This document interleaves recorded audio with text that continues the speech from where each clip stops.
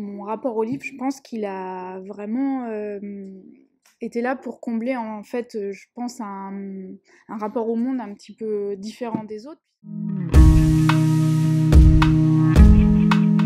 Moi, je suis née avec un handicap visuel qui s'est aggravé il y a une dizaine d'années. Et à une certaine distance, je vois flou. Et la littérature a vraiment été un refuge, un endroit vraiment où je pouvais être moi-même et comprendre le monde. Moi, je pressentais qu'en fait, ça allait être un petit peu difficile de trouver du travail en milieu ordinaire.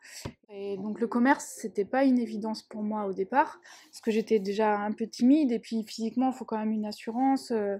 Voilà, mon regard, il est particulier. Et ce que je voulais valoriser, en fait, c'était le fait de transmettre ce que moi, j'apprenais dans les livres au niveau des émotions, des sensations, comment les livres accompagnent les gens dans la vie, qu'est-ce qu'ils peuvent faire aux autres en fait. Et j'ai un peu visualisé le lieu qui me conviendrait bien, donc il fallait que je l'invente ce lieu-là.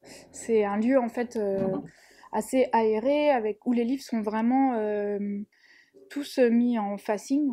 Voilà, on voit vraiment bien les couvertures des livres pour que moi ça me fasse comme plein de petites niches, plein de petits endroits où je sais vraiment où sont rangées les choses. Il y a des linéaires de couleurs dans les livres de poche pour que moi je sache à peu près où je suis quand je parle avec les gens. Et je pense que le handicap, il est capable de procurer vraiment une force d'action. Il faut compenser. Donc moi, le rapport au livre, il se fait vraiment par et l'agencement de l'espace, il se fait par la mémoire. J'ai une mémoire d'éléphant.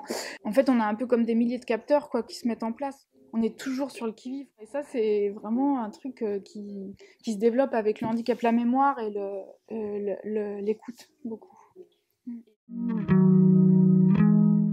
Donc en fait, on avait vraiment à cœur de faire une librairie de quartier pour être proche des gens et valoriser en fait le handicap dans la vie quotidienne. Moi, ce que je voulais montrer, c'est qu'on pouvait être porteur de projet et avoir une vie normale, presque.